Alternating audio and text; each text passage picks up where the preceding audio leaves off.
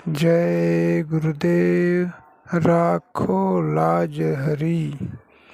महात्मा सूरदास जी यह पद उन सभी जीवों का प्रतिनिधित्व करता है जिन्होंने थोड़ा भी विश्वास और प्यार के साथ ईश्वर की तरफ कदम बढ़ाया है। सूरदास जी ने तो सब कुछ अपने ऊपर घटाते हुए कहा है और फिर ये कहा कि तू ही मेरी लाज रख लो और मेरी जीवन नैया को पार लगा दो। ये महापुरुषों की अपनी एक अदा है। स्वामी जी महाराज ने कहा था कि महात्मा कोई विनती कोई प्रार्थना करते हैं तो वो सभी जीवों के लिए वैसे वो पूर्णता को प्राप्त होते हैं, फिर भी हमेशा नम्र रहते हैं और उनकी हर वाणी हमारा मार्गदर्शन करती है। हम साधारण जीव बुराइयों विकारों से भरे हुए भी अकड़ते हैं, सच्ची प्रार्थना करना भी नहीं जानते। हम तो महापुरुष की निगाहों में भक्त दिखना चाहते हैं, दिल से बनना नहीं चाहते, इसीलिए हमारी प्रार्थना सच्ची नहीं होती। सूरदास जी कहते हैं कि मुझसे बुराइयां एक पल को भी नहीं छूट रही हैं, संसार का मोह कम नहीं हो रहा है, इसलिए हमारे गुनाह भी कम नहीं हो रहे हैं। अब तुम ही दया करो और चाहे जैसे भी हो मेरी जीवन नैया को पार लगा दो। ये सब हमारी कमियां हैं, हमारी कमजोरियां हैं, हमारा मोह है जो हमें परमार्थ के रास्ते पर भी सीधे नहीं चलने देता। इस रास्ते पर चलते हुए भी हम दुनिया की उछल कूद करते रहते हैं और परमार्थ के मूल लक्ष्य से भटककर दुनिया को ही पाना चाहते हैं, इसलिए हम परमार्थ की तरफ ठोस कदम नहीं बढ़ा पाते। बाबा जय गुरुदेव जी ने कहा था कि ऐसी ऐसी इच्छाएं लेकर लोग आते हैं, ऊपर से तो बड़ी भाव भक्ति दिखाते हैं पर अंतर में दुनिया ही बसी रहती है। दुनिया की चाह पूरी हुई तो ठीक नहीं तो छोड़कर चले जाते हैं।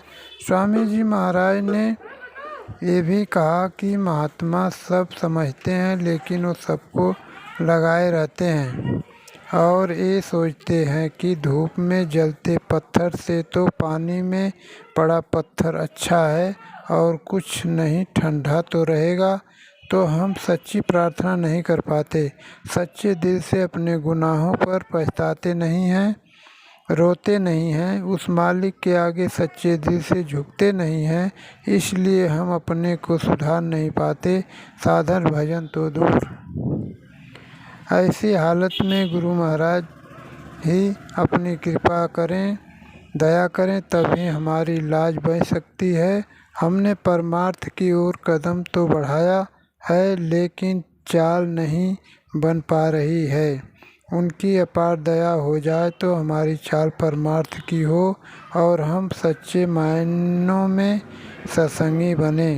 ये प्रार्थना तो हर प्रेमी करना है, लेकिन अब उस मालिक से महापुरुष से यह प्रार्थना है कि देश की लाज बचा लें, भारतीय सभ्यता को बचा लें, भारतीय संस्कृति को बचा लें, भारतीय धर्म कर्म को बचा लें, वही बचा सकते हैं और अब कोई नहीं दिख रहा है जो देश को बचाए।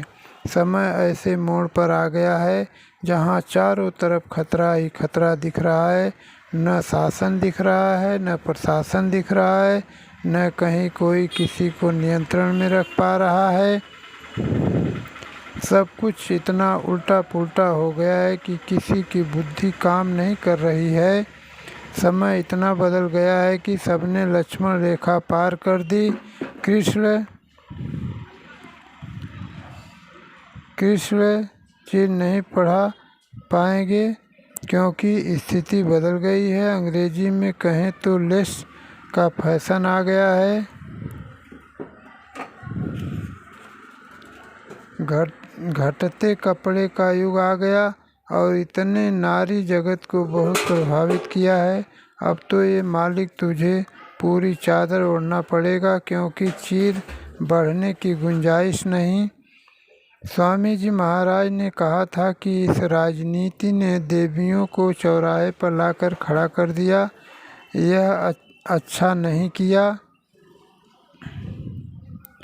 जिधर निगाह जाती है चारों तरफ सब कुछ गड़बड़ ही नज़र जाता है।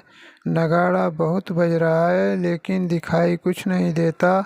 शिक्षा का प्रचार जोर शोर पर है लेकिन वह भी एक व्यवसाय बन गया है।